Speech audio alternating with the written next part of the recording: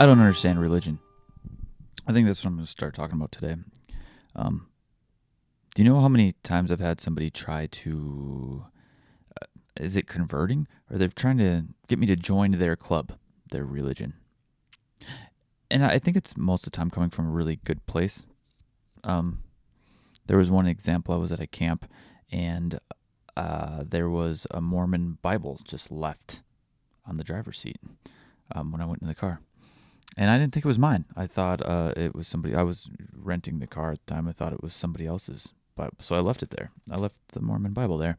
And I was told it wasn't theirs, the person I was renting or borrowing the car from. And they sent it to me and said, there's an inscription in there for you. And it said, I'm paraphrasing, but there's a lot of really good things that have helped me in here. And I think if you found... I don't know if it was Jesus or the Mormon guy. I can't think of his name.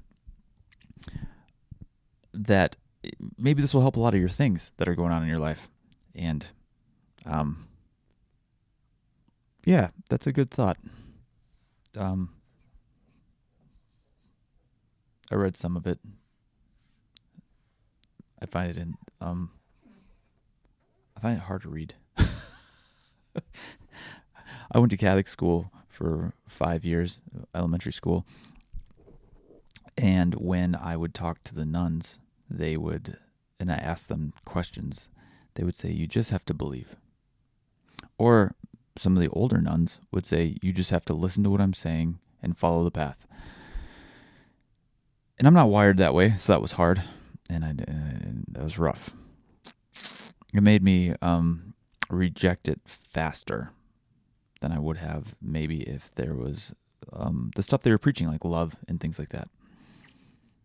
And I remember in first grade, there was this really old nun named Sister Burnell, and she made the entire class wear a crown of thorns.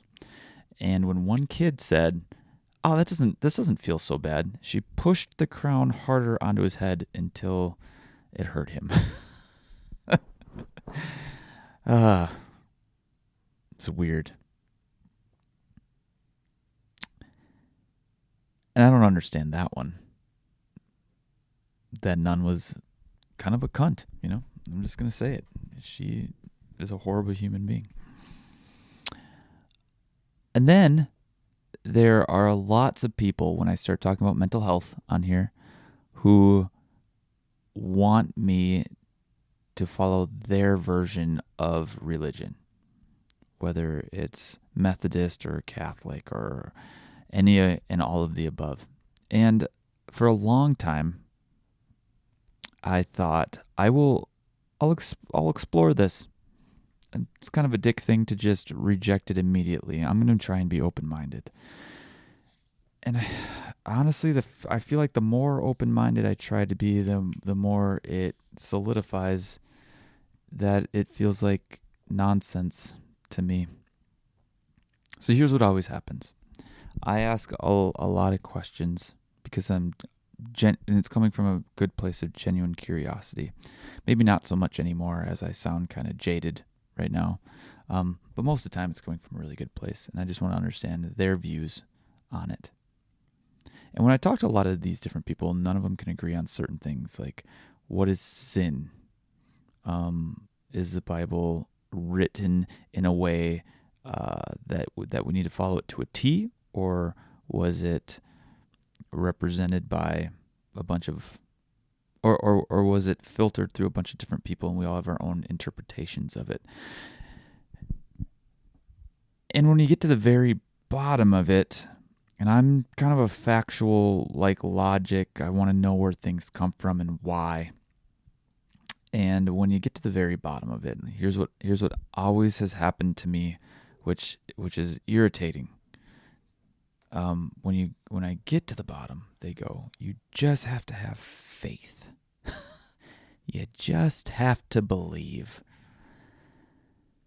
I don't work that way. I need evidence. I need numbers. I need something. And in grad school, what I learned very quickly was you have to be uncomfortable saying, I don't know, and living there. And this is hard. This is hard for me, where you just want the answers. But when it comes to religion, just believing something to believe it and having faith is fucking insane. Like, that's like saying, I'm just going to believe I don't have to pay my rent. I don't have to pay my mortgage. I'm just going to believe that, you know? That's what it feels like. I know it's a stupid example, but that's sort of what it feels like. And so I feel like I'm done with the conversation when people do that. I'm just not very open to it anymore. And what I also have noticed is with all this Charlie Kirk stuff going on, people are really speaking their opinions, their beliefs on Christianity. The other thing is I always ask this question, and people can never give me a straight answer, is, so you're Catholic. We were born in a Catholic country here in the United States. What would happen if you were born in a different part of the world with a different religion? Would you still be Catholic? And a lot of times their answers are yes, because that's the truth. And then when you say, well, there's like 2,000 different religions, what do you say to them when they say theirs is the truth? And they always say, well, theirs is wrong, mine is right. And that makes zero sense to me too. And I wrestle with this all the fucking time. Like, I don't want to talk to these people, but I think they're coming from a good place. But they're trying to convince me of something I don't want to be convinced of anymore, because I've explored this enough where I don't know what happens when we die. And I don't think they know what happens when they die. Actually, I'm fairly confident. I have a strong hypothesis, because they're alive, that they have no idea what happens when they die. And if they think they do, it's because they were told in some book. It's really weird. I find that so fucking weird. And I don't know. I think I'm just annoyed by it. And I'm annoyed by this because I dip in and out of nihilism, and nihilism has a bad rap, right? It's not great, but where it's just you don't have any sense of meaning. None of this matters. It's all just random chance, right? It all just kind of fell together. A bunch of stars kind of exploded, and here we are. And that's what we know. We don't know what happened before, if the Big Bang is even real. What's before that? Or there's all sorts of stuff we don't know. Black holes and is wormholes even work? This quantum mechanics, quantum physics, things that are very small and things that are very big. Like what's it all about? And then that's where you get the people who are like, well, it's God. And this is a problem for me too, because that's not living in the I don't know. We need to do experiments and figure this out, or it will come with time and sitting there with an I don't know. Because as soon as we just accept an answer, then that's the answer. And a lot of times you will defend that answer, even if it's not real, even if it's not factual. And that's a problem for me. And this is interesting because we have AI now, right? So I've been fucking around with ChatGPT quite a bit, and I typed in there, I was like, what do you think causes a lot of my mental health issues? And one of the answers I came up with was because most people want a closed loop, and they feel comfortable when the loop is closed. And you don't close the loop. Even if the loop looks like it could be closed, you always question something else to keep it open. And because you do that, you're uncomfortable all the time because you're never certain of anything. Fuck you, ChatGPT. I shouldn't talk to you nearly as much. This is stuff I feel like I should talk to a therapist about. And because I didn't know what to talk about this week, I'm just rambling on. And because I should talk to a therapist, but I don't trust therapists, because I just made this post on my friend's, Dr. Robert Andrews. I don't think he's a doctor, but he's a mental health sports psychologist. And he made a post about how there was a therapist who told one of his clients a different psychiatrist, to write down all the negative thoughts in their head on a piece of paper and then crumple it up and then throw it in the garbage. And now you're cured. And he was shitting all over that because it didn't work. I don't see how that would work really either. Maybe it'll work for somebody. I don't really know the answer to that. But it didn't work for this individual. And Robert was talking about how he worked with this athlete 2 times, and they significantly improved their mental health with EMDR and a bunch of other types of things.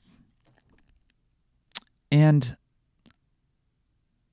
I've talked to Robert Andrews. I think he's a really great dude. I think he does a lot of really good things, and he's good at what he does. Those are hard to find in therapy. I've found I have been seeing therapists since I was 10 years old. And I'm not exaggerating when I say I think 98% of them were pure garbage, and 2% of them were so good that it has made me not throw away therapy altogether, because there has been such profound change and good that came from it. And off the top of my head, I can only think of 2 therapists who have done that. All of the other ones, dozens and dozens of them, did not help at all. I felt like I was just giving them money and I was talking to a stranger. And I don't know if I'm the problem. I don't know if they're the problem or we're both the problem. Maybe it's just a bad mix. But the problem for me really isn't that. It's not me or them or us. It's more of the fact that you're spending hundreds of dollars per session to give to somebody for a shot that maybe it'll work. And you maybe only get to see them once a month. Maybe twice a month. And if you're really, really doing shitty, like if you're suicidal, maybe they'll see you every week. But you have to be really bad. You have to be really terrible for them to see every week. And that's a lot of money. So let's just, easy math, let's just say it's $100 for a 45-minute session. You're spending $400 a month to maybe have this work. That sucks. So it's hard for me to want to jump into that again when I've done that. And I feel the same way about antidepressants. Like they have never worked for me, really. And that sucks too. Like they might numb the painful emotions, but they'll come from the same faucet. So if you're numbing the painful emotions, you're also numbing the really good ones. So there's this weird line. I've kind of found that if you have to be extremely brave. If you want to feel the really good stuff, you have to feel the really hard stuff too. And that's not fun. Because you're taking a shot, right? And is this faith? This is like, I think this might work. And I don't know if that's what faith is. I feel like it's a hypothesis. It's like, I'm going to just see what happens.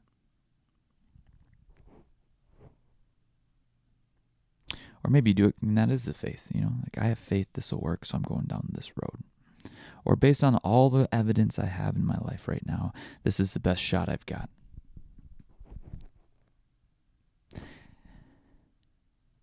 And then when I get frustrated or overwhelmed or not sleeping much, I that's where I fall into this nihilism thing where it's like, but none of this really fucking matters. I'm going to die. You're going to die. Whoever's listening to this is going to die.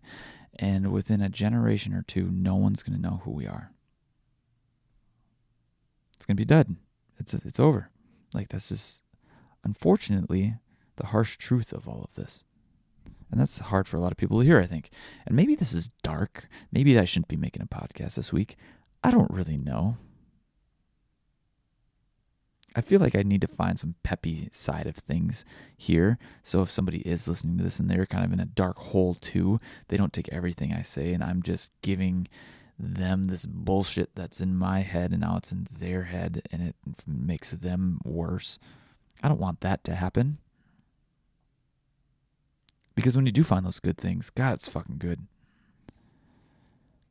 Because this other place I live in, which I want to figure out how to get there more. And there's other phases of this, which is absurdism. That, yeah, none of this fucking matters. So fucking play with it all. Play with all of it. Fucking go crazy. And then when you do that, that's where life is fun. Like societal rules, fucking none of it matters. So go do what you want. Fucking scream in a restaurant at the top of your lungs. Throw a cat into the holy water at church and then run away. Like do whatever you want for fun. And then I don't know what that piece is, because like I don't want to hurt people either. So, I don't want you to think, oh, none of it matters. I can do whatever I want, and including like hurting. I don't want you to hurt anybody. There's this playful like little kid place that you kind of get into where you're making choices and ignoring all the bullshit, right? Like here's what you're supposed to do. So this is here's a weird example. Every time my mom would want us to go to a play or something, you're supposed to get dressed up, right? That's how her generation grew up. Like, oh, I'm getting out. I'm going to go see a play. I need to get dressed to the nines. That doesn't exist anymore. If you go to these places, stand-up show or a play of some sort, or like a concert in one of these really old buildings, people are fucking dressed in sweatpants sometimes, jeans, like a shirt. It's like no one's wearing suits and ties or fancy dresses anymore. And when there was a time where I was expected to do that, and I wanted to go so far the other way where I'm like, I'm gonna fucking wear a Halloween costume to this place. I'll fucking show you. We don't have to do this, and I will laugh so hard. But then it would fucking upset her, right? And then that's part of this choice of part of my frustration this week is, when do you give up part of yourself, right? What would make you laugh, what you want to do for somebody else?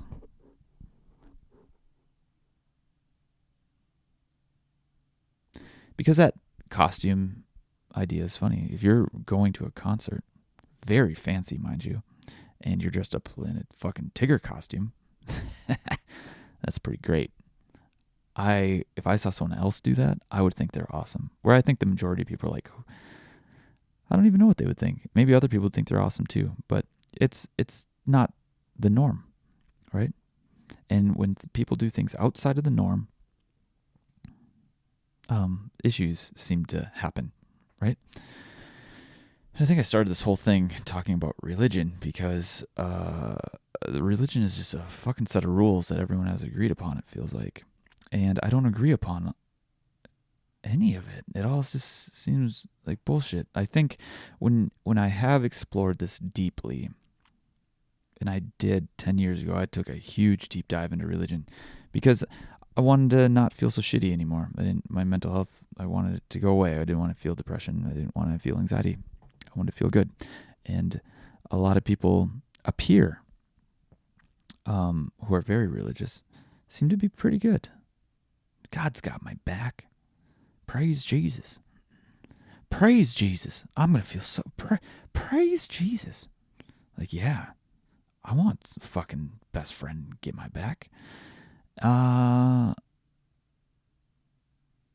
I think it's bullshit. I'll say it. I don't get it. I really don't. Because it just comes from a place of you have to believe. And I can't. I can't because I don't have any evidence. Here's what I do have evidence for. I'm gonna say some nice things about religion.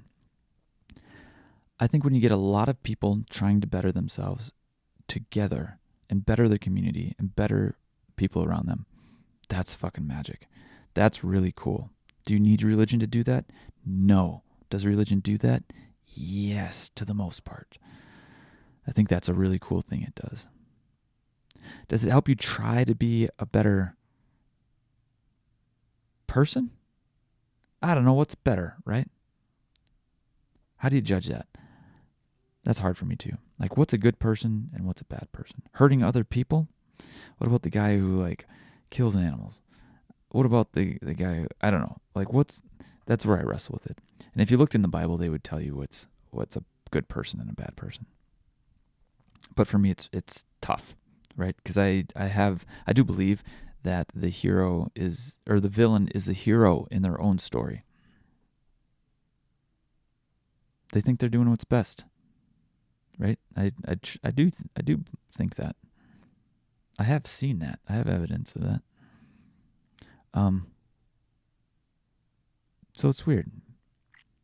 But yeah, I think religion can be a really good thing. It can start wars too, though. It can kill a lot of people. It can make you reject your own child. It can do a lot of really bad things. And when I've brought this up to people, what do they say to me? The most recent one is, well, you can't judge religion based on something one person does into it. It's like, I get what you're saying. Then the message is wrong. Although that person who rejected their child for maybe being gay, let's just use that as an example, thought they were doing the right thing because they were putting God first. So, the message isn't very clear, apparently. But let's go back. When I was researching all of this, when I really got down to it and wanted to figure out the answer, I found that most religions, I didn't look at all 2,000 of them, but most of them just wanted to spread love. You know, like, you can look up the golden rule, you know, like, do unto others as they would do unto you in other religions, and they all say the same thing in different ways, which is kind of beautiful. It's all pointing to something, right? Love, helping each other, connection, and our evolutionary biology as humans is to connect with people. So I think, you know, like, there's something there. There's something there when you can connect with people and feel good, and religion helps you connect with people.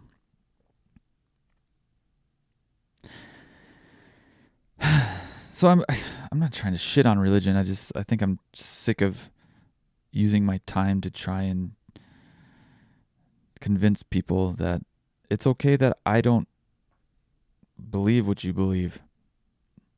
I'm happy you found something that makes you feel good.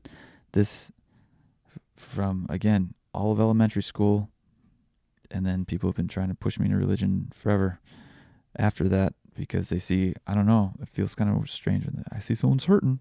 I'm going to throw religion at them. And I don't like it. And then I feel like they judge me or have to convince me that I should be doing this. It's like, I don't fucking believe it, man. I don't believe a fucking talking snake or any of this bullshit. And some people really take it literally. And then other people say, oh, these are just metaphors or parables or stories. And that's where it gets weird too. Like, there's no agreement on it. Where if you were to judge, or if you were to measure gravity, the force of gravity, everybody could come up with the same number. You can't do that with religion.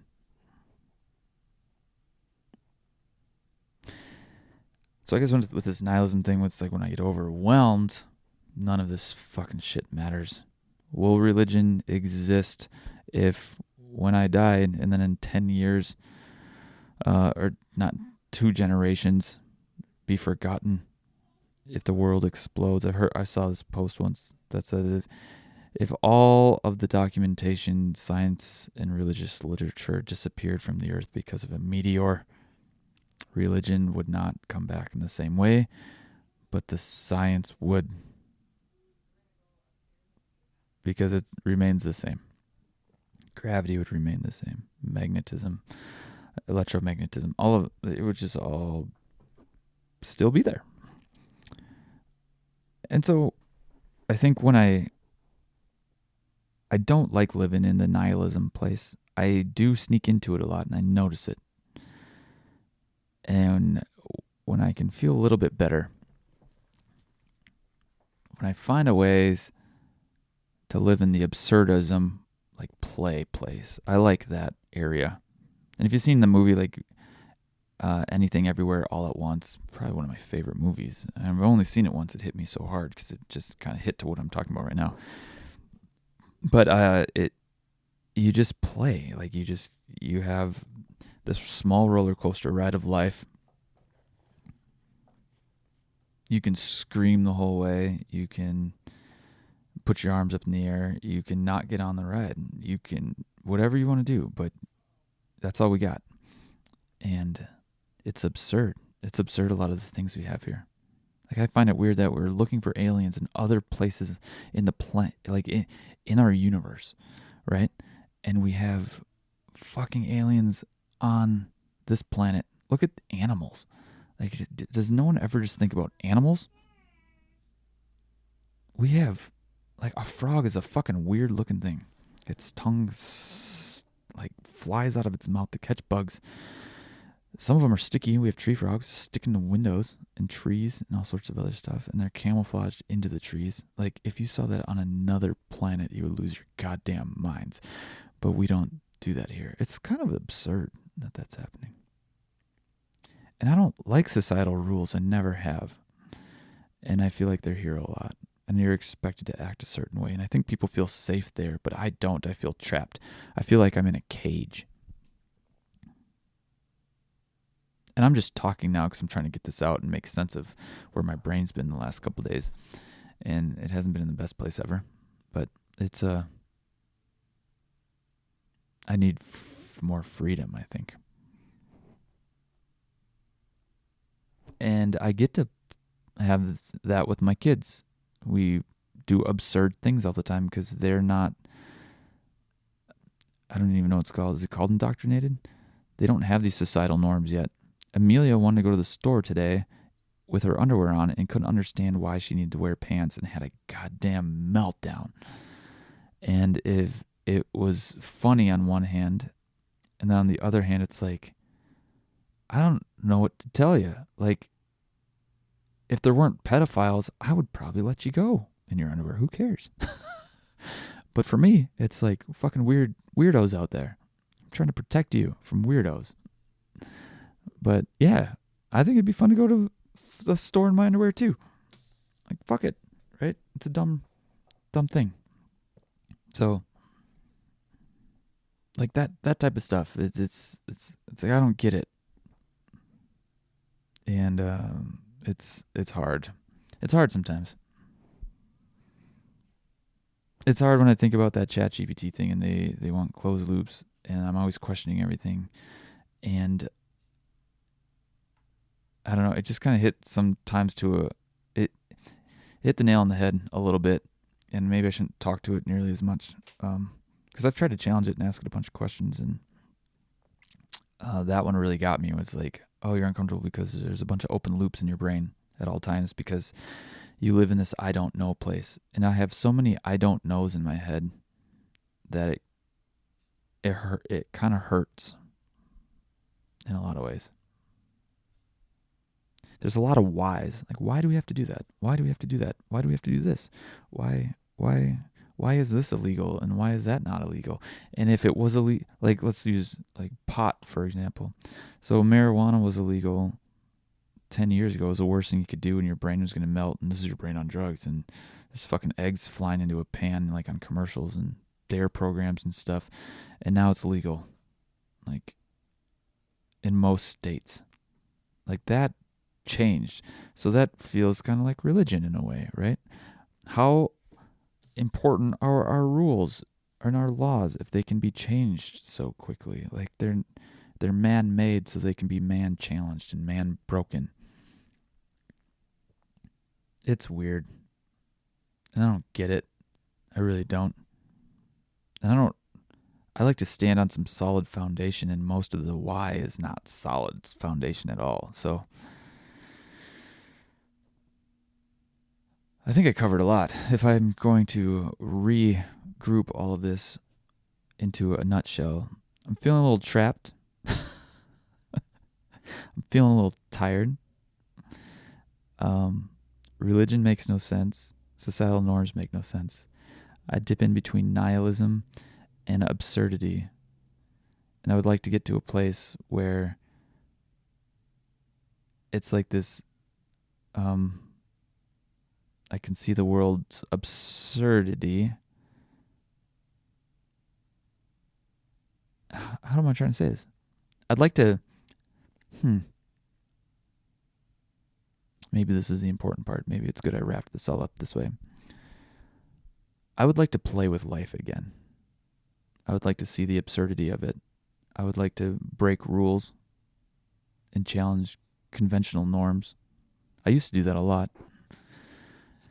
And I didn't really think about the consequences of it, maybe hurting some people who wanted to be in a safe, predictory place. Is that even a word?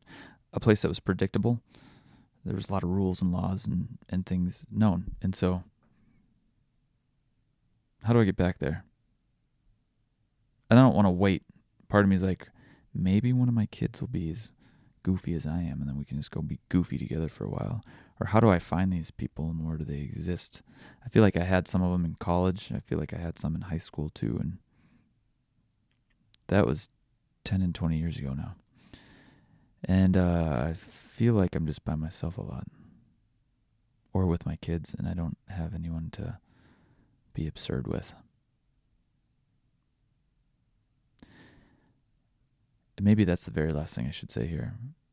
Where religion has like a group of people with a common interest and common group, a community, I don't really feel like I have one right now. And maybe that's why I'm talking into here, because when I do make these podcasts, people reach out. Not a lot of people are watching these, but the ones who do are very quality. So the quantity is low, but the quality is high. And it opens up these conversations because I don't know how to find my people right now. And I'm just kind of blasting this out into the internet with my own thoughts. And maybe I feel so fucking weird and different that I don't know how to find those fucking weird and different people. Because it's some of the stuff I've talked about in the past couple episodes, and even this one, you're not supposed to say out loud. That's what we were taught. Not supposed to talk about religion. Unless you're religious, then you're supposed to talk about it all the fucking time. So, yeah, maybe this is just a beacon to try and find my tribe. Because I'm a one-man wolf pack right now. That's what it feels like. So yeah, guys, thanks for the rant. This is probably more for me than you. But anyways, life's meant to be experienced, and curiosity will get you there. I'm going to try and bring more people on. I've been reaching out to some people so I can actually have some conversations. Maybe this will grow that wolf pack a little bit. All right. Stay classy. Love you. Bye.